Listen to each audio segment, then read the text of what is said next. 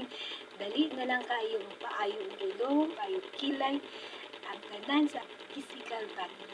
Dali na lang kayo ipaayo kung naatay kwarta. But ang dili na to kayo ipaayo minsan. Mao na nga itong kasing-kasing. Walay laing makaayo sa itong kasing-kasing. Mao ra gyud si Jesus, no? Ingon dere sa Psalm 147 verse 3, pinapagaling niya ang mga pusong nabigo at ginagamot ang kanilang mga sugat. So, walang ibang makakapagpagaling sa puso ng tao kundi mao lang ating Ginoo. Dili tao ang makaayo sa kasing-kasing sa tao kundi mao ra gyud si Lord.